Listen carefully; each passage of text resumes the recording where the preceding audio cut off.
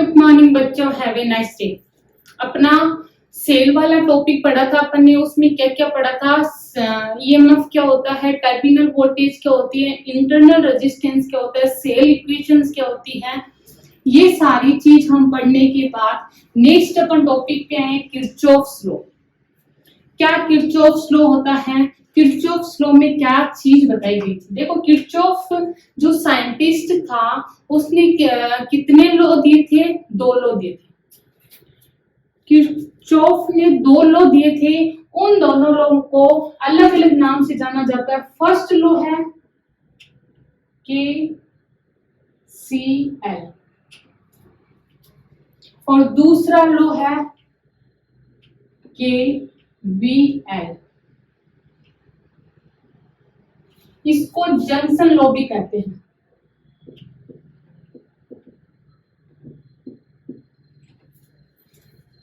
इसको loop law भी कहते हैं।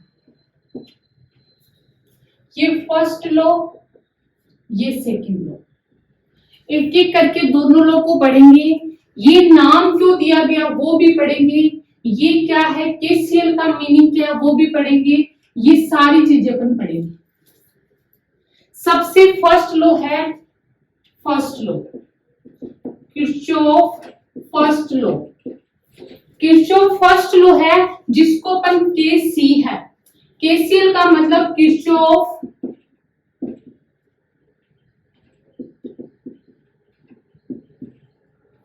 सी का मतलब करंट लॉ।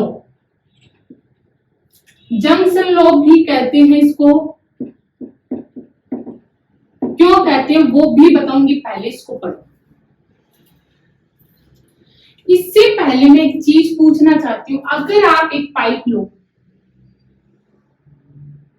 और इस पाइप के एक पार्ट से, ये फर्स्ट पार्ट, ये लास्ट, अगर इससे 4 गेंद एंटर करवाओ ऐसे, और आपसे पूछ ले बाहर कितनी निकलेगी, 1 2 3 4, जितनी आप इसके अंदर एंटर करवाओगे उतनी बॉल कहाँ निकलेगी, बाहर।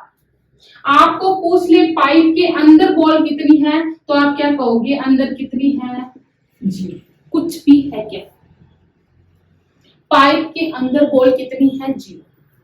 आपने एंटर करवाई उतनी बाहर निकल गई, अंदर क्या है, 0। वैसे ही सेम कौन सा लॉ होता है, कौन सा, Kirchhoff first law, current law. Current law क्या कहता है, अगर आपके पास एक करंट आ रहा है I = 5 एम्पियर, आपके पास मान लो दूसरा करंट आ रहा है I1, मान लो I2 = 2 एम्पियर, और इधर आपके पास जा रहा है I =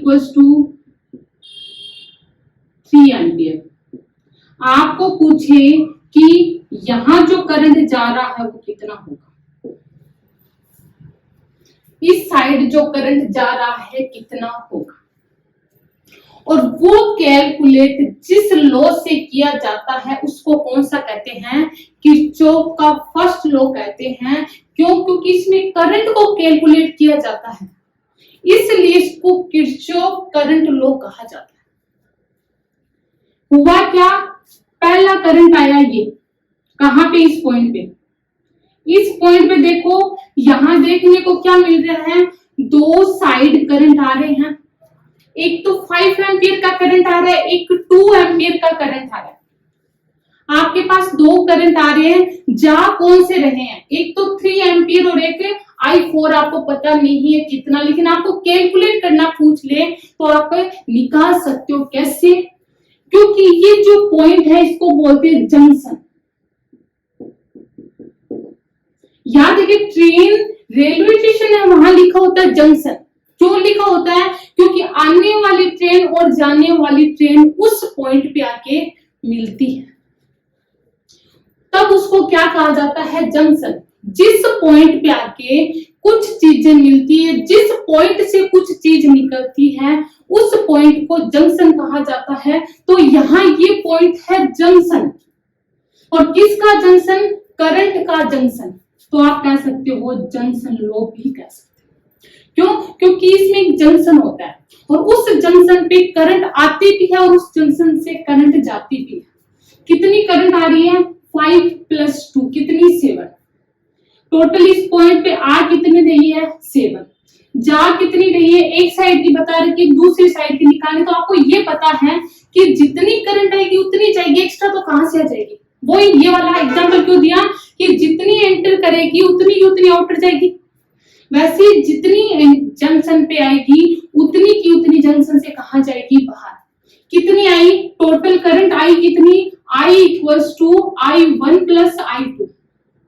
और बाहर कितनी जाएगी इस जंक्शन से? जितनी आई उतनी की उतनी बाहर जाएगी। तो आई जाएगी कौन सी? I3 और I4। ये दोनों आ रही थी, मैंने I1 + I2, इन दोनों को मिला के जाने वाली के बराबर होना चाहिए। जा कौन सी रही? I3 I4। वैल्यू किस किस की है? I1 की 5 एम्पियर, किसकी है? I2 की 2 ampere, I3 ampere plus I4 की पता नहीं कितना हो जाएगा। 7 एम्पियर = 3 एम्पियर प्लस I4 कितना? 7 - 3 तो कितना आ जाएगा? I4 की वैल्यू 4 एम्पियर।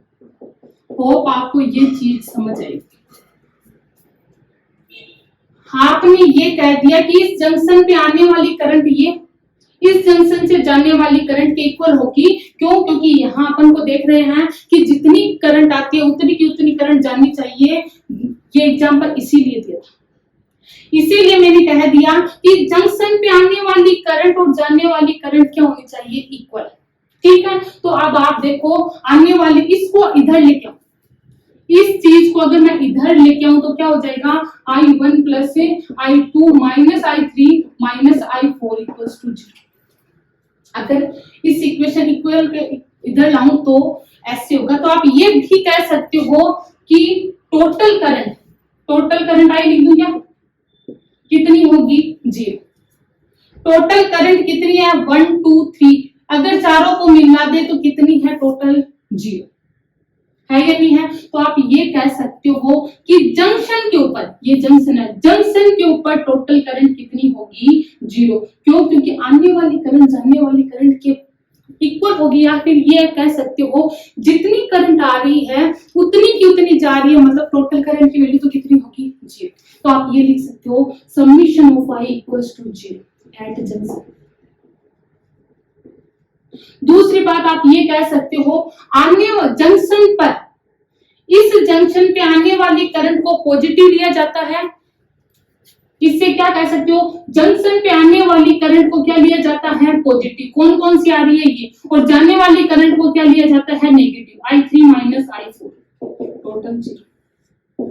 ये भी कह सकते हो जंक्शन पे आने वाली करंट को क्या कहा जाता है? पॉजिटिव। और जाने वाली करंट को क्या कहा जाता है? नेगेटिव। और इसी से आप ये लिख सकते हो कि आने वाली करंट क्या होगी? जाने वाली करंट की क्या होगी? इक्वल। और ये कौन सा लॉ है? किरचॉफ का फर्स्ट लॉ, किरचॉफ का जंक्शन लॉ और किरचॉफ का करंट लॉ एक ही बात है। जंक्शन लॉ क्यों कहा गया? पता चल गया। किरचॉफ का करंट लॉ क्यों कहा गया? पता चल गया। इसी को कौन सा लॉ कहते हैं? First law. होप ये समझ आ गया।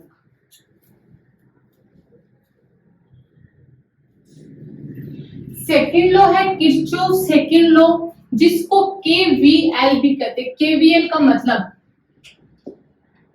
Kirchhoff voltage law. And loop law क्या होता है वो मैं बताऊंगी। जैसे जंक्शन था वैसे इसको लूप कहा जाता है। क्या होता है? किरचॉफ सेकंड लॉ में एक मैं सेल ले लूं, लेकिन ऐसा सेल लेना है जिसका इंटरनल रेजिस्टेंस, ये वाला जो R होता है ना, R = 0, मतलब ये है। एक आपको सेल लेना है जिसका इंटरनल रेजिस्टेंस कितना होना चाहिए? 0। ठीक है, एक सेल होगा, इस सेल का कोई ना कोई क्या होगा? EMF। तो मैंने एक सेल ले लिया, उसका EMF ले लिया। आप जैसे ही इसको आउटर सर्किट, मान लो एक रेजिस्टेंस से R से जोड़ोगे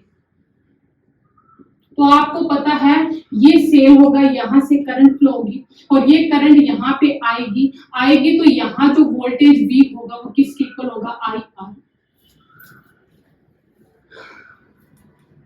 हुआ क्या, अगर इंटरनल रेजिस्टेंस जीरो है, मैंने इंटरनल रेजिस्टेंस जीरो लिया है, इंटरनल रेजिस्टेंस जीरो लेने का मतलब क्या है, cell equation we know that अपन ने क्या पढ़ लिया, जो ईएमएफ है वो I R plus I R की इक्वल होता है। अगर मैं इसको जीरो ले लूं तो ये टर्म क्या हो जाएगी, जीरो, ई किसके इक्वल हो जाएगा, आई आर। अगर ये 30 है तो ये भी टोटल कितना आएगा, 30। कब, जब इंटरनल रेजिस्टेंस क्या होगा, जीरो। वही चीज इसमें थी कि आपके पास एक सर्किट बना हुआ था, क्लोज सर्किट है, तो सबसे पहले क्लोज होने के कारण हमेशा इसको किस नाम से जाना जाता है, लूप लो। क्यों, क्योंकि ये हमेशा एक क्लोज सर्किट के अंदर ही अप्लाई होता है, हमेशा ऐसा क्लोज सर्किट बनेगा, ए बी सी डी। और दूसरा इंटरनल रेजिस्टेंस जीरो है तो आप कह सकते हो जितना इसका ईएमएफ है उतनी ही इसकी टर्मिनल वोल्टेज है, तो आप कह सकते हो E equals to I R, E equals to I R. तो आप ये कह सकते हो इस सेल का जो ईएमएफ है वो ही क्या है, इंटरनल रेजिस्टेंस। दूसरी एक चीज और बना दो, चलो ये तो मैंने एक सेल लिया था, अगर मेरे पास दो सेल है, एक E दूसरा E2 और ये दो R1 R2 से जुड़े हैं, दो रेजिस्टेंस। आपको पता है करंट I फ्लो हो रही, जैसे ही करंट जाएगी यहाँ पूरे सर्किट में, जब तक परिपथ चेंज नहीं होता करंट चेंज होता है। अब देखो आप इसको देख के क्या कह सकते हो कि जो टोटल ईएमएफ होगा इन दोनों का वो इन दोनों की इक्वल होगा, जैसे सेम ये, क्योंकि इंटरनल रेजिस्टेंस जीरो, तो आप ये कह सकते हो जो सेल का ईएमएफ होगा टोटल वो ही कहाँ होगा, यहाँ प्रोड्यूस होगा, तो यहाँ निकाल सकते हो I R one plus I are,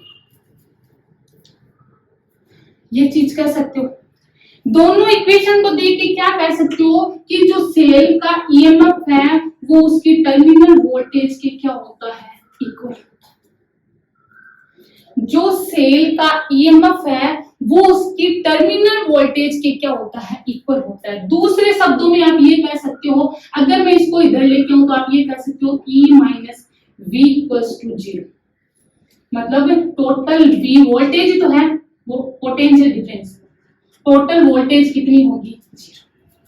total voltage del V लिख दिया, इन दोनों को मिला के डेल V कितना होगा, जीरो।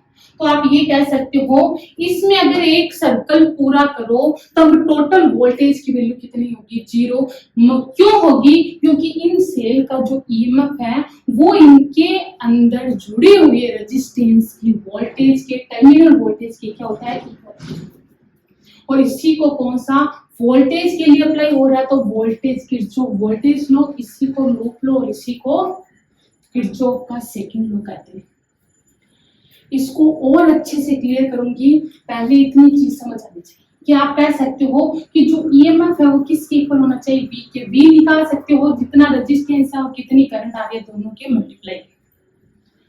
अब देखो मैं एक आपके पास एग्जांपल लेती हूँ, इसको रखो, कुछ रूल बताते हैं और उस रूल से आप किरचॉफ की सेकंड लॉ को अच्छे से अप्लाई कर सकते हैं। कैसे, पहला मैं एक सर्किट बना लूं, चलो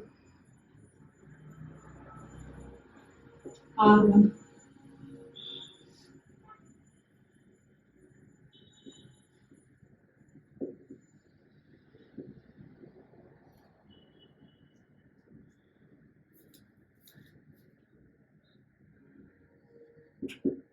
R2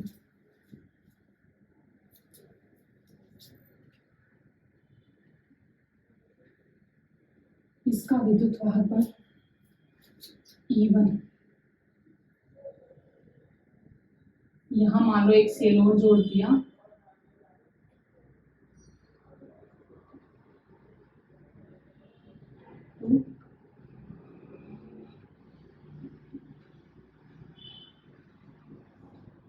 आपके पास एक ऐसा डायग्राम बना हुआ है, A B C D E F, ये फर्स्ट और ये सेकंड, एक सर्किट बना हुआ है और आपको बोलते किरचॉफ का सेकंड लॉ लगाओ, क्योंकि लूप है तो आप ये कह सकते हो कि किरचॉफ का सेकंड लॉ ही लगेगा।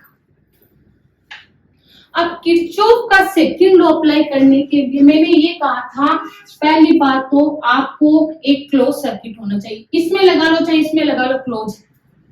दूसरा मैंने ये कहा था कि E है वो किसके इक्वल होना चाहिए, जो उसके टर्मिनल वोल्टेज है उसके इक्वल होना चाहिए, ये भी सही है। लेकिन क्या होता है, कभी कभी आप जैसे ही अप्लाई करोगे आप कुछ ना कुछ गलती कर दोगे, क्यों? क्योंकि साइन कन्वेंशन की गलती हो जाती है। उसके लिए मैं कुछ रूल बताती हूँ। साइन के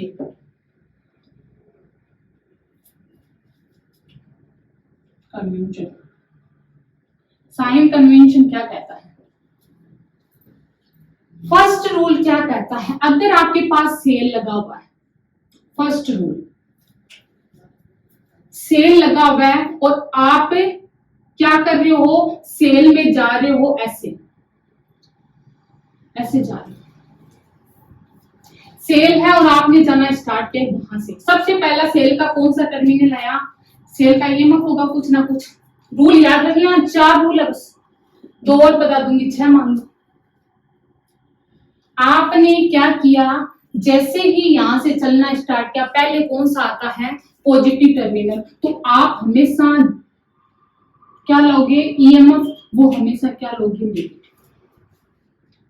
कि आप जिस साइड से चलते हो आप ये कह सकते हो पहला टर्मिनल अगर पॉजिटिव है तो आपका ईएमएफ क्या होगा, नेगेटिव। और अगर आप इधर से चलना स्टार्ट करते हो और आपका क्या है, पहला टर्मिनल क्या है, नेगेटिव, तो आप ईएमएफ क्या लोगे, 2 चीज समझ आ गई। अगर आप चलना जहां से स्टार्ट करते हो पहला टर्मिनल जो आता है उसके ऑपोजिट क्या होता है, ईएमएफ। दूसरा करंट, आप ऐसे जा रहे हो, करंट ये है आर, ये अगर आप करंट की डायरेक्शन में चल रहे हो, करंट जिधर जा रहा है उसी डायरेक्शन में आप जा रहे हो, तब इस रेजिस्टेंस पे जो टर्मिनल वोल्टेज प्रोड्यूस होगी वो नेगेटिव होगी, माइनस के। लेकिन आप करंट तो किधर आ रहा है, इधर, लेकिन आप किधर से जा रहे हो, इधर से। करंट के ऑपोजिट डायरेक्शन में जाते हो तो आप देखना जो आपका टर्मिनल वोल्टेज होगी वो क्या होगी, पॉजिटिव। करंट के डायरेक्शन में आप जा रहे हो तो इस रेजिस्टेंस के ऊपर जो वोल्टेज होगी वो क्या, नेगेटिव। और आप करंट के ऑपोजिट जा रहे हो तो पॉजिटिव। अगर आप कैपेसिटर की बात करो तो यहाँ प्लस यहाँ 2 प्लेट होती है, अगर और कितना वोल्टेज, क्यू कौन सी, तो आप अगर इधर से आ रहे हो तो पहले कौन सी प्लेट है, प्लस, तो आपका वोल्टेज क्या होगा, नेगेटिव। और अगर पहले नेगेटिव प्लेट है तो आपका वोल्टेज क्या होगा। ये 6 रूल अच्छे से याद रखो। और अपोजिट है, पॉजिटिव है तो नेगेटिव, नेगेटिव है तो पॉजिटिव। डायरेक्शन में जा रहे हो तो हमेशा पॉजिटिव होता है, लेकिन डायरेक्शन में जाने पर नेगेटिव, ऑपोजिट डायरेक्शन में जाने पर पॉजिटिव। ये प्लस तो नेगेटिव, वोल्टेज, वोल्टेज सिर्फ वोल्टेज देंगे, यहाँ भी वोल्टेज, Q अपॉन C भी क्या होता है, वोल्टेज, ये E भी क्या है, वोल्टेज। अगर ये चीजें आपकी किसी सर्किट में जुड़ी हुई हो तो आप इस रूल को लगा के उसकी वोल्टेज निकाल सकते हैं। अब देखो निकालते हैं, इस पे अप्लाई करते हैं। अपने पास 2 सर्किट है तो इसको रब करो। सबसे पहले अप्लाई करती हूँ फर्स्ट सर्किट। आपको सेल जुड़ा हुआ है कितना, I1, करंट निकलेगा I1, इस सेल से करंट क्या निकला, I2, ठीक है। यहां से I1 निकला, कहां चला गया, इधर से I1 ऊपर, I2 है क्या, I2 ऊपर, यहां I2 पहुंचा और यहां क्या पहुंचा, I1। इधर से I1 आ रहा है, इधर से I2 आ रहा है, दोनों मिलके यहाँ I1 प्लस I2 कहां चले गए, ऊपर। पहले करंट को कर लो कैसे, यहाँ कितना करंट आएगा, I1 प्लस I2, यहाँ फिर इस पॉइंट पे यहाँ कौन सा करंट, I1 प्लस I2। लेकिन इस सर्किट का कौन सा करंट, I1, तो I1 तो इधर चला जाएगा और I2 अपनी वापस इस डायरेक्शन, तो इस पे जो करंट आएगा पहले आपको करंट का डिवाइडेशन करना है। होप समझ आ गया कैसे? इस सेल से निकला I1, इस सेल से निकला I2, दोनों मिलके, क्योंकि इधर वाला तो इधर ही जाएगा, दोनों इस जंक्शन पे मिले, यहां से आ रहा है तो दोनों कहां जाएंगे? ऊपर मिलके। इस पे I1 प्लस I2, यहाँ आते वापस दो पार्ट हो गए, इधर और इधर। I1 अपने वाले में चला जाएगा, I2 अपने वाले में चला जाएगा। अब लूप लो, देखो आपके पास कितने 1 और 2 दो लूप बन गए, दो क्लोज सर्किट। तो apply loop law on first loop. Loop law लगाने कौन से? First loop. कौन सा फर्स्ट लूप? कहां से? A B C D A, ये पूरा का पूरा। मैं चलना स्टार्ट करती हूँ, साइन कन्वेंशन याद रखना। मैं चलना स्टार्ट करती हूँ, कहीं से चलो चलो, आप यहां से बस एक सर्कल कंप्लीट करना है, जहां से चले हो वहां वापस आ जाओ, एक सर्किल क्या कर लो? कंप्लीट कर लो। जैसे मैं यहां से चलनी स्टार्ट की, मैं जा रही हूं, सबसे पहले कहां क्या आया? रेजिस्टेंस। तो रेजिस्टेंस के ऊपर की वोल्टेज लिखो। वोल्टेज कितनी होती है? करंट रेजिस्टेंस पे I1 प्लस I2, और रेजिस्टेंस कितना है? R1। इसके ऊपर की वोल्टेज निकली। अब पॉजिटिव होगी नेगेटिव। करंट किधर जा रहा है? इस डायरेक्शन में। करंट की डायरेक्शन कौन सी है? ये। और आप भी कौन सी डायरेक्शन में जा रहे हो? करंट की डायरेक्शन में जा रहे हो, तो साइन कौन सा आता है? नेगेटिव बताएगा। दूसरा, यहां से चल के यहां आए, बी पे कुछ नहीं है, यहां आए कुछ नहीं है, वापस एक दूसरा रेजिस्टेंस आया यहाँ पे, तो आपको दूसरे रेजिस्टेंस पे करंट कितनी मिल रही है? इस रेजिस्टेंस पे कितनी करंट आ रही है? I1। कितनी आ रही है? I1। रेजिस्टेंस कितना है? R2। प्लस आएगा माइनस। देखो करंट किधर जा रही है? आपको कहां से? यहाँ पहले करंट की डायरेक्शन देखो, करंट भी किधर जा रही है? इधर। आप भी किधर जा रहे हो? इधर। दोनों की डायरेक्शन सेम है, क्या आ जाएगा? नेगेटिव। ओके। उसके बाद आप पहुंचे कहां? चलते चलते चलते सेल पे। पहला कौन सा टर्मिनल आया? नेगेटिव। नेगेटिव आती है, आपको क्या लेना है? पॉजिटिव। कितना? EMF E। यहां से निकले कुछ नहीं है, कुछ नहीं है, वापस यहां पहुंच गए, इक्वल्स टू क्या लिख देना? 0। टोटल वोल्टेज कितनी आनी चाहिए? एक सर्कल में, क्लोज सर्कल में टोटल वोल्टेज कितनी है? 0। इससे आप क्या लिख सकते हो? E की जगह E 1 है क्या? 1। E1 इक्वल क्या? इसको I1 R2 और उसको भी इधर लेके आ जाऊं, I1 प्लस I2 R2। ये टर्मिनल वोल्टेज नहीं है क्या? और ये टर्मिनल वोल्टेज है, ये भी टर्मिनल वोल्टेज है, ये भी टर्मिनल वोल्टेज है। तो आप कह सकते हो E है वो किसके इक्वल है? टर्मिनल वोल्टेज के इक्वल है। आपका ये रूल सही है या नहीं? समझ आ गया? दूसरा, इसकी बात करें, इस सर्किट की, देखो आपको आना चाहिए, तो मैं यहां अप्लाई करूं, apply KVL on loop setting. कितना होगा बताओ? पहले चलना स्टार्ट करो। लूप कौन सा है? कहीं से ले लो जिसमें यहां से स्टार्ट हो। ये कौन सा है? D, फिर C, F, E, D। यहां से चलना स्टार्ट करिए। आप सेल पे देखो तो प्लेट देख लेना, रेजिस्टेंस पे देखो तो करंट की डायरेक्शन देख लेना। दो चीज आपको बता दी। सबसे पहले सेल पे, सेल की कौन सी आई है? प्लस। तो प्लस आते ही EMF लेना आपको E1। कौन सी आई? आप यहां से चलना स्टार्ट किए तो सबसे पहले प्लस प्लेट आई, तो आपको क्या लेना? EMF negative. यहां से चले, दूसरा आया रेजिस्टेंस, 2 नंबर पे क्या आया? रेजिस्टेंस R2 और उस पे करंट कितनी आ रही है? I1। R2 और करंट कितनी आ रही है? I1। करंट और उसके रेजिस्टेंस को मल्टीप्लाई करने पर क्या बनता है? Terminal voltage. पॉजिटिव नेगेटिव, आप किधर जा रहे हो? इधर। करंट कैसे आ रहा है? इस डायरेक्शन में, तो आप करंट को क्या लोगे? पॉजिटिव। यहां से निकले निकले निकले निकले, यहां पहुंचे। रेजिस्टेंस कितना है? R3। करंट कितनी आ रही है? I2। पॉजिटिव नेगेटिव, आप जिस डायरेक्शन में जा रहे हो करंट भी उसी डायरेक्शन में जा रही है, नेगेटिव। आएगा नहीं आएगा? आप कितनी, हाँ, आप जिस डायरेक्शन में जा रहे हो करंट भी उसी डायरेक्शन में जा रही है, क्या आ गया? नेगेटिव। उसके बाद क्या आ गया इधर देखो, सबसे पहले नेगेटिव प्लेट आई तो आप क्या करोगे, प्लस से T2 इक्वल्स टू 0। होप आपको ये चीज समझ रही है। वापस कहाँ पहुंचना है, यहाँ पे। तो देखो स्टार्ट किया यहाँ से, पहले पॉजिटिव प्लेट, आपको क्या लेना, नेगेटिव। दूसरा, आप किधर जा रहे हो, रेजिस्टेंस और I2, आप जिस डायरेक्शन में जा रहे हो उसके ऑपोजिट डायरेक्शन में क्या आना चाहिए, करंट आ रहा है, इसका मतलब ये क्या लेना है, पॉजिटिव। आप जिस डायरेक्शन में जा रहे हो करंट भी उसी डायरेक्शन में है, माइनस। आप लिख सकते हो E1 E2 माइनस, नीचे लिख दूं E2 माइनस E1 इक्वल हो जाएगा, अगर मैं इसको इधर लाऊं तो ये I2 R3 प्लस का बन जाएगा और ये माइनस का। होप आपको ये चीज समझ आ गई होगी। ऐसे किरचॉफ का लॉ अप्लाई करते हैं, समझ आ गया।